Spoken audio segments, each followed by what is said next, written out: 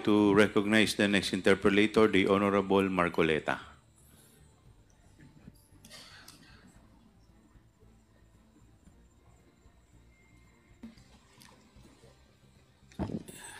Maraming salamat po, Mr. Chair. Mr. Chair, may I direct my questions to the members or representatives of the Commission on Audit? Attorney, sino na dyan? Camora. Okay.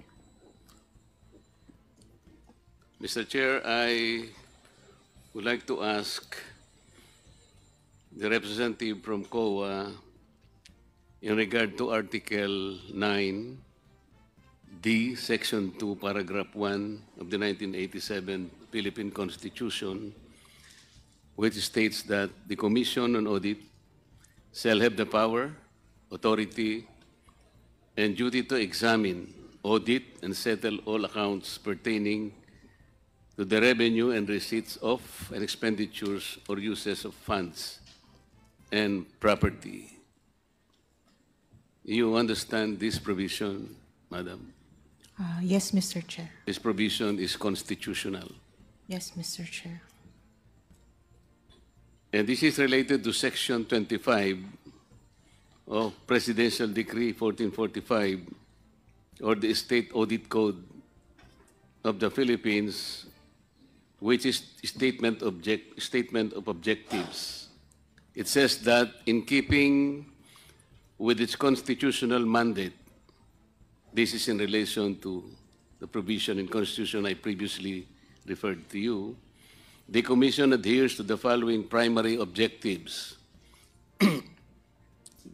I'm quoting paragraph 2, Mr. Chair, which states to develop and implement a comprehensive audit program that shall encompass an examination of financial transactions, accounts, and reports, including evaluation of compliance with applicable laws and regulations.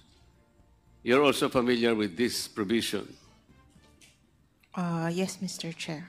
And under Section 26, with title General Jurisdiction, the authority and power of the Commission, meaning COA, shall extend to and comprehend all matters relating to auditing procedures, systems and controls, etc., etc., the examination and inspection of the books, records, and papers relating to those accounts, and the audit and settlement of the accounts of all persons respecting funds or property received or held by them in an accountable capacity, etc., etc.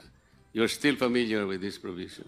Yes, Mr. Chair. These are all provisions which give mandate to COA in the examination, audit, and settlement of public funds. I am correct. Yes, Mr. Chair. Mr. Chair, I'd like to ask the representative from COA if the Constitution allocated this particular mandate to other agencies or offices of government other than COA. Mr. Chair, it is exclusive to the COA. It is exclusive to the COA.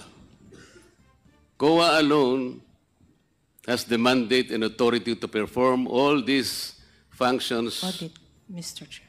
I just read before you. Is that correct? Yes, Mr. Chair. In issuing the audit observation memo to the Office of the Vice President, what are the processes involved in order to complete the examination in relation to this action, Madam? What audit actions, Mr. Chair? Para makumpleto po ninyo yung audit observation memo na inisyo po ninyo sa opisina ng Vice President, ano po yung nararapat gawin nila para sa ganun matugunan po yung action na ginawa ng COA? As to the AOM, Mr. Chair, kailangan po nila mag-submit ng compliance dun sa observations namin, Mr. Chair. Ilan-ilan pong mga requirements ang dapat gawin para po matugunan nila yung requirements na hinihingi po ng Audit Observation Memo. Kung ano po yung nasa Audit Observation Memorandum, Mr. Chair. Pwede po bang i-enlighten nyo kami kung ano-ano po yung mga yon para sa kapakanan po naming lahat at lahat po ng nakapakikinig nitong ating pinag-uusapan? Mr. Chair, depende nga po kung ano yung content ng AOM. So if there are 2 observations, edi malamang po, 2 po yung i-comply. If there are 5, 5 po ang i-comply. Kaya nga po, Mr. Chair, I am referring to the Audit Observation Memo that you issued to the Office of the Vice President. What period po? Kasi Ito pong pinag-uusapan natin ngayon. yung pinag-uusapan po natin, meron po from 2022, meron din pong 3 from 2023. Yun nga po. Hindi po ba pinagsama na po yun at yan po yung subject ng inquiry ng committee ito? At dahil nga po doon, Mr. Chair, ay in-advisean po yata kayo sa magitan ng isang sulat. Kung hindi po ako nagkakamali, si Ginoong Ortonio ang gumawa na pinirmahan yata ni Atty. Sanchez. Ang sulat pong iyon, sa aking pagkakaintindi mula po sa interpellation kanina pa, ay mukha pong ina-advisean kayo ni Atty. Sanchez na i-ignore po ninyo yung subpoena ng committee ito sapagkat yung ignore po yung House probe sapagkat hindi pa po kumpleto o conclusive yung Audit Observation Memo. Parang ganun po yung aking pagkakaintindi. Tama po ba? Yung request po nila, Mr. Chair, yes, Yes, po. ma'am. Yes po. Noon pong sabihin ni Atty. Sanchez na ang inyo pong Audit Observation Memo ay hindi pa conclusive o hindi pa kumpleto sapagkat marami pa kayong ihingin sa kanila na isusumitin nila sa opisina ninyo, tama po yung kanyang isinulat. Hindi po ba? As to yung mga 2023 na AOMs po, kasi at that time, kailangan pa po nilang mag-comply. Yun nga po. Yung sa 2022 po, natapos na po yun, nag-comply na sila, nag-issue na ng NS, nag-comply na din sila. Tapos na po yun. Hindi pa rin po deficient, so nag-issue na po ng ND. So, sa mga katwid, nag-issue na po ng ND. Yun pong ND ay yung Notice of Disallowance. Yes, Mr. Chair. Yung Notice of Disallowance po, Madam, is also not conclusive because ito po ay appealable and yes, contestable. Yes, Mr. Chair. Meaning to say, it is not a final judgment. Yes, Mr. Sa mga tweet, yung pong sulat nila sa inyo, ina-advisean po kayo na sana, hindi naman po siguro kawalan ng paggalang sa committee ito. Kung hindi, ang ibig nilang sabihin, sapagkat marami pa po namang kayong kakailanganin sa kanila na isasubmit, iniisip po siguro nila para hindi makomplicate ang pag-uusap, sana ay huwag na muna ninyong bigyan. Kasi po humihingi ang House, ang ating pong komite, nung mga dokumento na kakailanganin po dito sa kanilang pagdinig. Tama po ba? Yes, Mr. Chair. Okay. Bakit hindi po ninyo binigyan ng due course yung sulat po ni Atty. Sanchez? Ano pong dahilan? Mr. Chair, nag-issue po ang House, ang committee po, ng subpoena juris tecum sa COA. And dun po sa rules ng COA, pwede naman po kaming maservan ng subpoena. And ayun po, nag-comply lang po kami based dun sa subpoena po. Mr. Chair, kung halimbawa yung subpoena ng committee ito ay tumutukoy sa mga bagay na hindi pa po ninyo iniimbestigahan, sa aking palagay tama lamang po yun. Ngunit dahil po yung bagay na hiningi po nila ay iniimbestigahan na ninyo, hindi ba dapat ay pumayag kayo na sana'y i-advise nyo yung ang House na, Sir, Madam, with all due respect, ay hindi muna po namin kayo mabibigyan ng inihingi po ninyo sapagkat sa ngayon po ay kami po yung kasalukuyan pong nag-iimbestiga. Hindi po ba pwede ring idahilan yon, Madam, without disrespecting the Committee on Good Government? Mr. Chair, meron naman pong nire-recognize din naman po namin yung Congress oversight, and yun nga po, we were issued subpoena, so Mr. Chair, sinasabi ko nga po yun eh. Kung sa bagay siguro na hindi pa ninyo iniimbestiga, makatwiran lang na talagang pagbigyan nyo at nasa lugar naman po. Ngunit sa ganito pong itong pag-uusap na ito, na ang involved pong subject matter, yung 2023, na inyo pong iniimbestiga, hindi po ba nyo naisip na maaari pong makompromiso ang ginagawa ninyo? Halimbawa po, hindi po ba sa mga proseso o procedures na ginagawa po ninyo, ang audit observation memo at saka notice of disallowance ay confidential po in nature? yes po. Kasi po, kaya ginagawa niyong confidential sapagkat gusto niyong maproteksyonan ang mga karapatan ng mga partido sapagkat wala pang ang conclusiveness. Iniimbestiga pa nga lang. Tama po? Yes, Mr. Chair. Actually, audit lang po yung sa amin, not technically, hindi po investigate. Kaya nga importante po na maproteksyonan kasi ino-audit nyo lang. At alam po ninyo, yung pag-audit ay maaari pong i-contest mula sa level ng regional director, kung nasaan man nagumpisa. Kung sakasakali pong hindi natapos doon, maski sa level ng commission proper, inaapila pa rin po.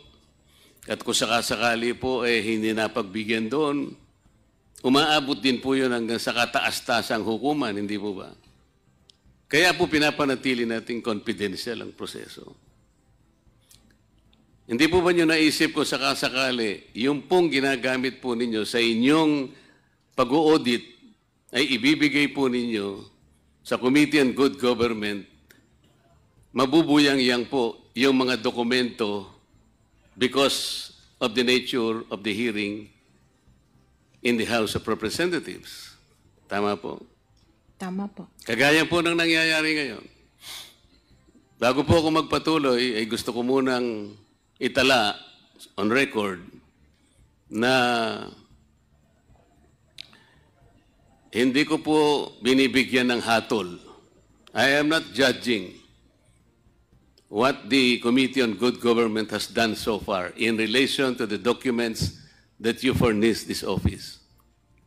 Ang sinasabi ko lamang po, kanina po sa unang pagtatanong ko sa inyo, ang sabi po ninyo, there is no other office or agency of government na binigyan po o inallocate ng ating saligang batas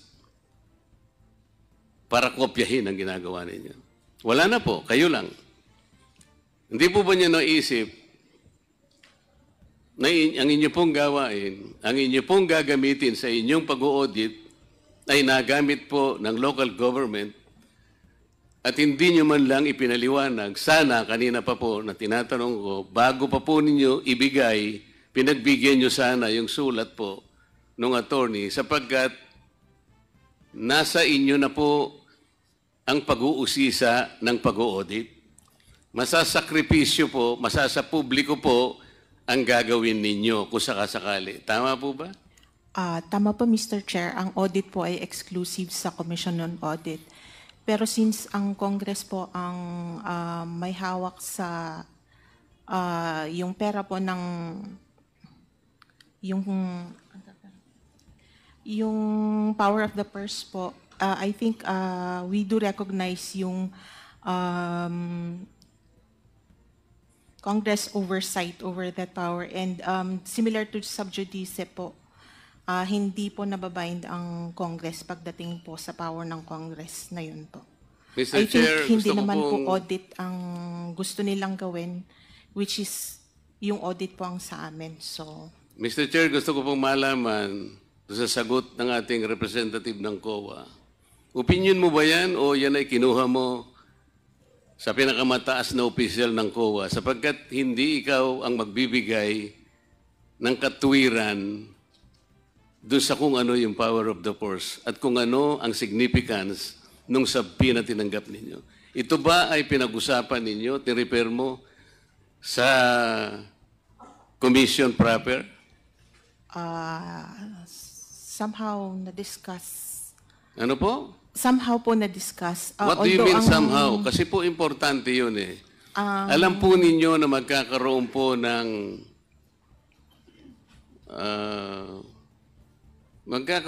ng tension between your mandate and the objective of the Good Government Committee. Iba po yung trajectory nila, iba po yung sa inyo, audit. But you will be using, the committee will be using the same documents. The committee will be using those yardstick that you must be using in your own audit. Sa makatwid po, masasakripisyo po. Halimbawa po, Mr. Chair, noong umpisahan po ng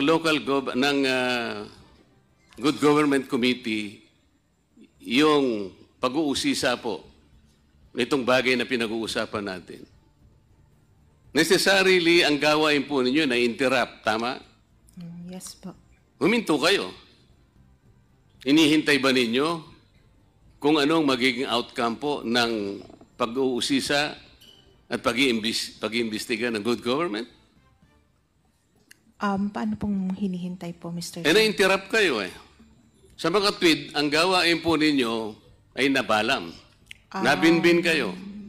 It continues naman pa rin po kahit na may mga Kasasabi mo lang kanina, na-interrupt eh. Ngayon, continuous. itong sa OVP po, pero sa other audit, Ito po sinasabi natin, itong pinag-uusapan, the subject matter of this Good Government Committee. Necessarily, ang trabaho po ninyo in relation to the issuance of that audit observation memo was interrupted. Tama po, Madam. Opo, but yung sa other liquidations naman po ng other offices, continues pa rin naman po. Or sa yung sa katulad nung pong sa 2023 na audit, nireceive naman pa rin po namin yung mga compliance po nila. Madam, dito po sa binasa kong provision kanina, Mr. Chair, kayo po ang may karapatang gumawa ng isang comprehensive program kung paano isasakatuparan ang pag-audit sang-ayon po sa pamantayan ng ating saligang batas. It cannot be delegated to any other agency. Nag-usap na tayo kanina. Yes po. What has been delegated can no longer be delegated. Yes. That is a principle of law. Yes po. Sa mga abogado pong nandito, alam po nila yun eh. Potestas delegata, non delegare potest. Nagkakaintindihan po tayo. Yes po. So effectively, you delegated the idea, the work that you should have been doing in the first place. I cannot blame this committee kasi hindi po nyo in-advise eh. Paano ngayon? Hindi po ba na-compromise yung independence ng Commission on Audit? you have to remember, the COA is an independent constitutional body. Yes, Mr. Chair. I believe there is no compromise naman Yun po, ang palagay mo. since yung audit procedures still belong with the Commission on Audit. Yun ang palagay mo. You're talking of procedures, pero compromise nga yung mga dokumentong gagamitin ninyo. Kasi binigay mo nga, sabi ko nga sa'yo, walang kasalanan ang committee ito sapagkat binigay mo without advising them. Sana man lang, sumulat ka man lang, and then the committee, malay mo, they have weighed their options. Baka sakaling hindi ganito nangyari. In this particular case, narinig mo kanina, nagsalita ang aming speaker. Sabi niya, let us strengthen the institution that uphold our democracy. Pero po, doon sa ginawa po ninyo, did you strengthen the foundation and the independence, the authority of the COA as enshrined in the Constitution? Mr. Chair, dun po sa compliance po namin, we emphasized on the confidentiality of the information.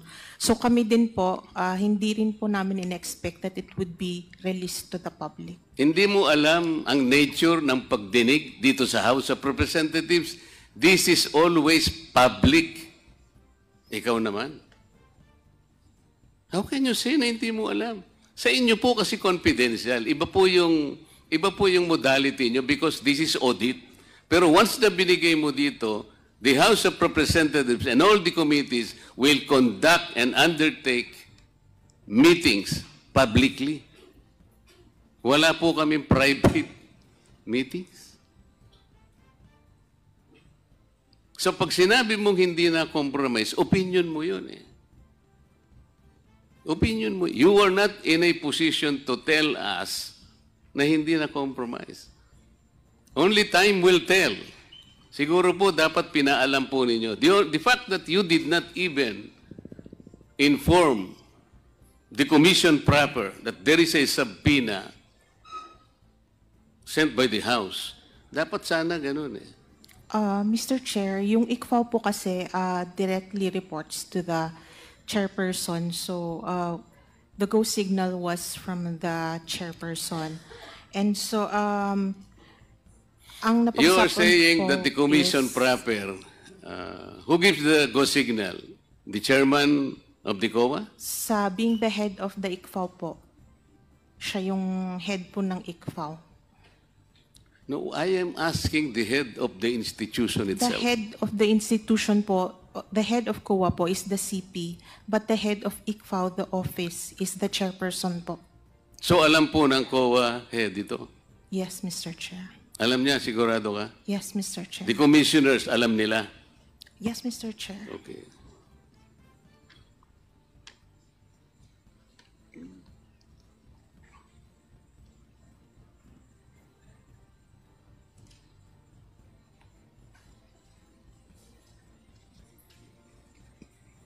Narinig po ninyo yung bahagi ng mga interpellation ng mga kasama ko kanina. Most of it siguro, meron po kayong natatandaan.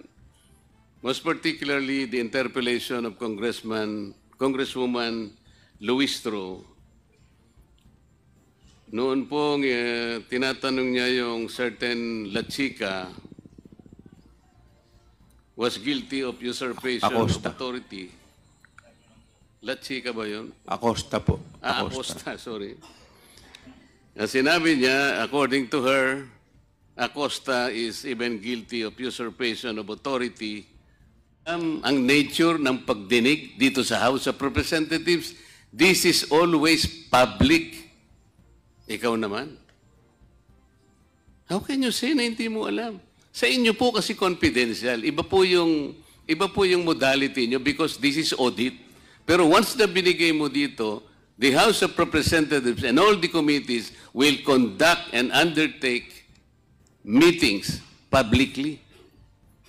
Wala po kaming private meetings. So pag sinabi mong hindi na compromise, opinion mo yun eh. Opinion mo. You are not in a position to tell us na hindi na compromise. Only time will tell. Siguro po dapat pinaalam po ninyo. The fact that you did not even inform the commission proper that there is a subpoena sent by the House, dapat sana ganun eh. Mr. Chair, yung ICFAO po kasi directly reports to the chairperson. So the go signal was from the chairperson.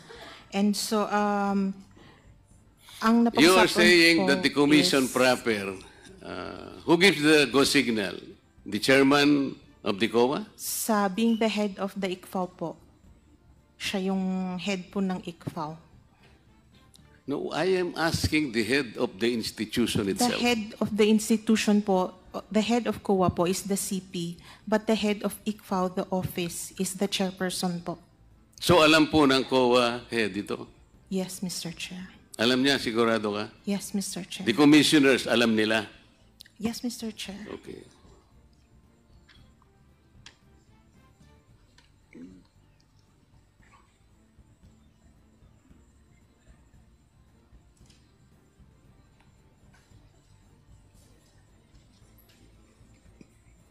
Narinig po ninyo yung bahagi ng mga interpellation ng mga kasama ko kanina. Most of it siguro, meron po kayong natatandaan.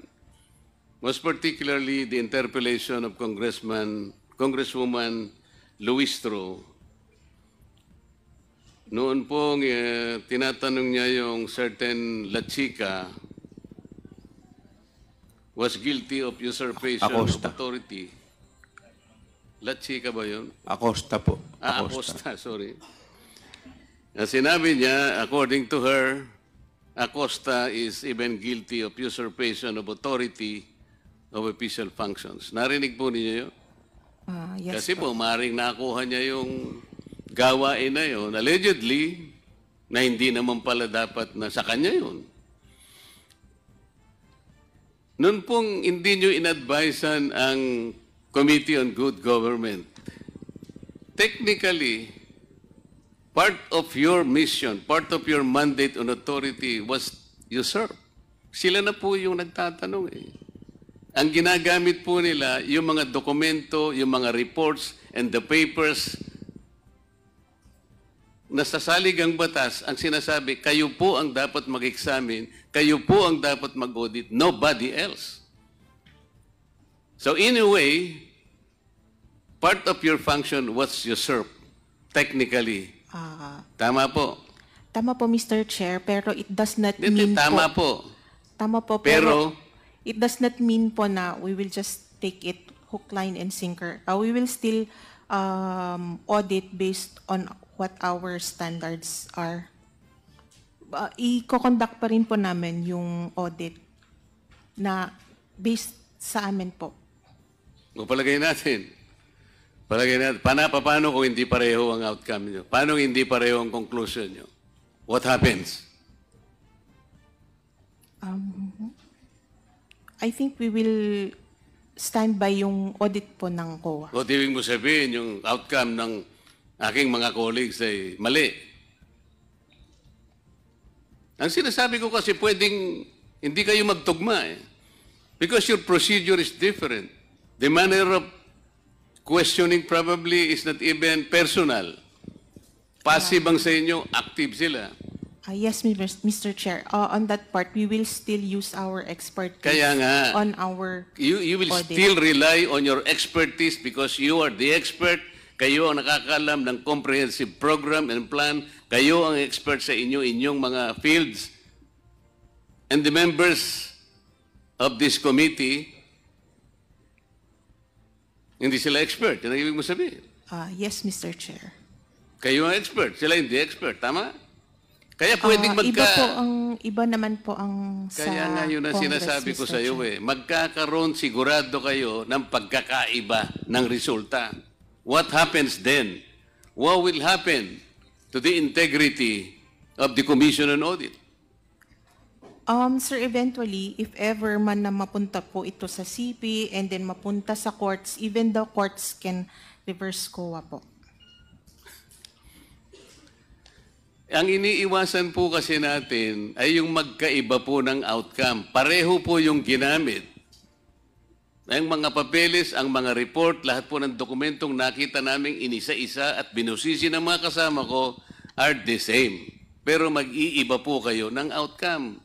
Mr. Chair, I believe ang outcome po from Congress is legislation, while ang sa amin po is yung result of audit po.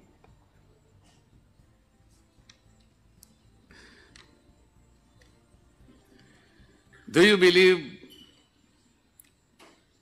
that you have abdicated your authority by giving to this committee the very basis of your audit because they were made public? No, Mr. Chair. Why do you think that your answer is correct? How about if you are wrong?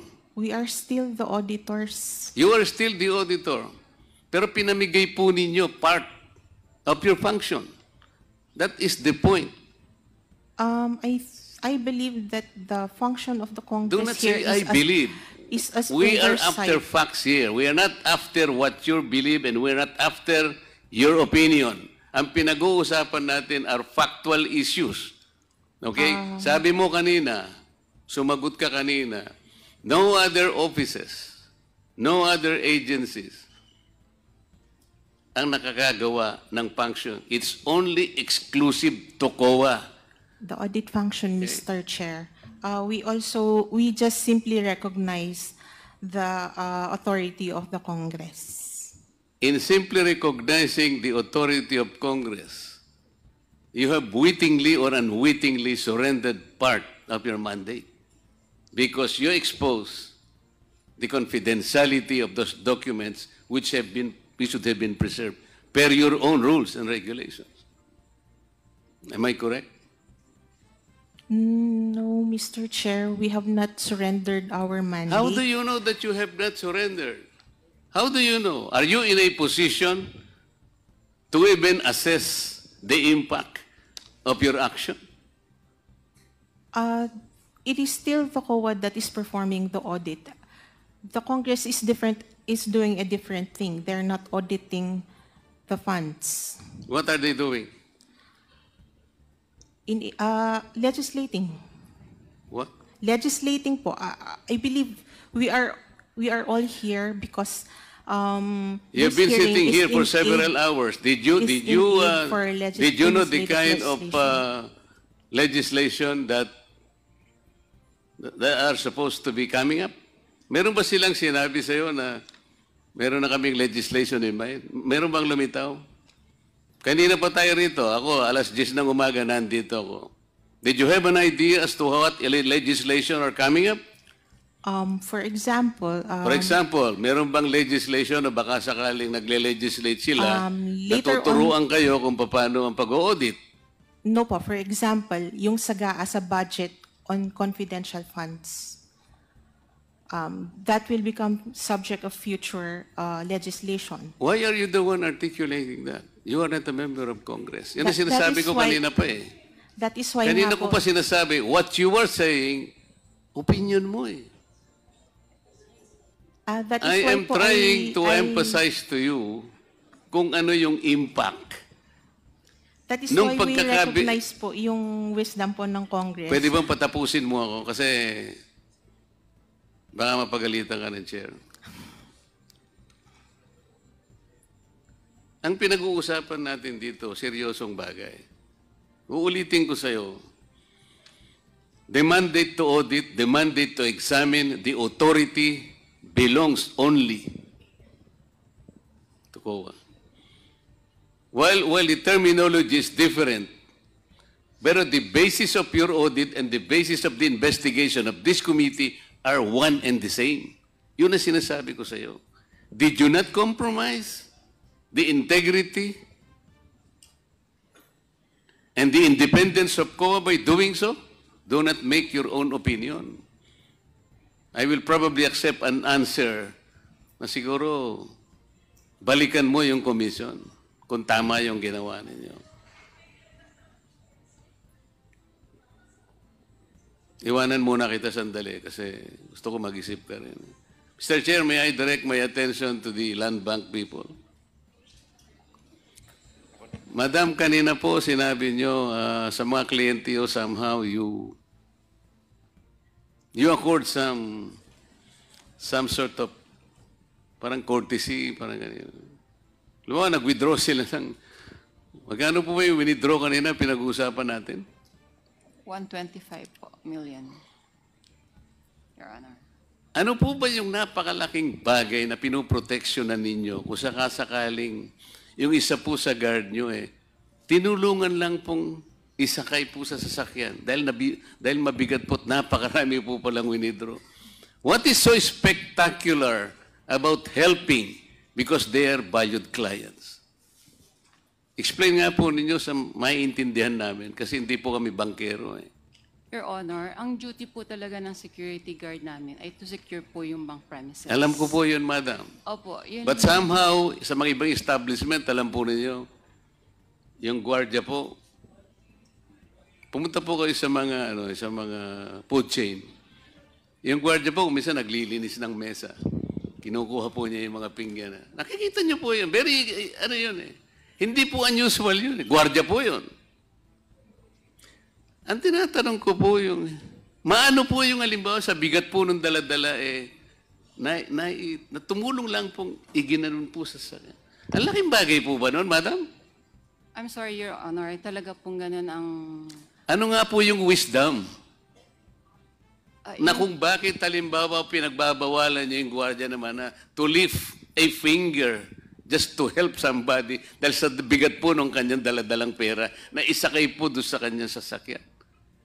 Sir, yung pinoprotektahan din po namin yung security risk din po. So baka po on the way na tumulong siya ay may mawala po doon sa... Kasi hands-off na po kami once na ma-release na ho namin yung funds sa pay. Mr. Chairman, can I have a very quick interjection with the indulgence of my good With the compadre? indulgence of Congressman Marcoleta, just a quick interjection from Congressman. Just a very quick interjection, Mr. Chair. With the indulgence. Yes, Congressman Garin. Yeah. Mr. Chair, the security guard of a bank is different from the security guard of a restaurant. Kapag ang security guard ng isang bangko ay naghakwat at biglang pinasok yan at hinold up, imagine the lives that will be at stake there. Paano makaka-respond yan kasi ginawa mong kargador? That's one. Second, Mr. Chair, the security guards, well, they are adequately paid for that profession. Hindi naman ganun ka sobrang laki na kapag pinabitbit mo, and then the client will say, naku, kulang ito. Paano ngayon kung mapagbintangan sila? So it's not only protecting the bank, the other people, and the clients, but their task is to be a security guard, and that is the basis while banks have that ruling. Maraming salamat, Mr. Chair. Thank you. Mr. Chair, my kumare is speculating. Yung sinasabi ko, actual po yun Meron po bang mga tao nun nung kayo po sinasakay lang po yung pera na siguro po nabigatan lang, ginanong ko lang. Ang laki po bang kasalanan yun, madam? Mga bangko po kayo di ba? Dapat po yung mga kliyente naman nagbibigay kayo kahit anuman lang kaluwagan. Napakahigpit naman ninyo pala sa pagtulong para namang hindi Pilipinong ugali naman po yung pala yung pinamamalakad nyo sa bangko ninyo. Land bank pa naman kayo, gobyerno pa naman kayo. Dapat naman hindi ganun. Kung nakita nyo naman, wala namang peligrosong nakita nyo hirap na hirap po yung maano man lang ganun. Nasabi ko lamang po, madam, sapagkat parang hindi naman kapani-paniwala naman na, kasi po mas naniniwala po ako dun sa sinabi kanina na meron pong nagbigay po kayo ng parang para lang iganon yung trolley. Ano po yun? Ugaling Pilipino po yun Hindi po masyadong kapani-paniwala yung argumento po ninyo. Mas naniniwala po ako dun sa sinabi kanina. So, last na po sa inyo, babalikan ko yung madam. Sa akin pong palagay, ay na-compromise po ninyo yung integrity, yung independence na ano ba sa Tagalog, yung repose, yung ipinagkatiwala sa inyo ng saligang batas. Maring hindi po nyo alam, maring hindi conscious kayo, pero part of that authority na ibigay po ninyo. Sa Makatwid, meron pong na-compromise ngayon. Sa aking palagay po, kung talagang susuriin ito, kung makakapagseryoso po tayo, baka po maring managot po ang inyong mga opisyal. I am referring to the chairman and the commissioners of COA. Somebody might file an impeachment case on the ground of, ano bang grounds natin? Betrayal of public trust. Alam po ninyo, mataas na uring pagpapahalaga yun eh. Kayo na rin po ang umamin at alam kong tama naman ang sinabi niyo. There is no other agency of government. Ang saligang batas po, mahigpit ang tagubilin. Siloso po yung saligang batas. Ayaw niya na meron po kayong ipagbibigyan pa. It was delegated exclusively to you. You cannot delegate that, even part of that particular authority and function. Mr. Chair, salamat po sa inyong panahon. Thank you, Congressman Marcoleta.